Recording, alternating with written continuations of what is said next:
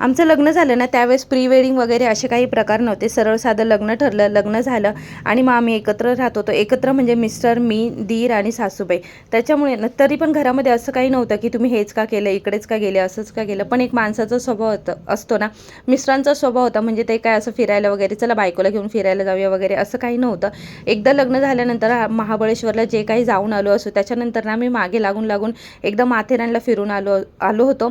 तेवढंच मला काही दोघंजण आम्ही फिरायला गेलेलं आठवत असेल. त्याच्यानंतर ना मुलं जिथे काही आता फिरायला जात असेल ना, तिथे सगळं मुलांसाठी म्हणजे मुलांना घेऊन जायचं, मुलांसाठी वगैरे हे ते असंच चालू असतं.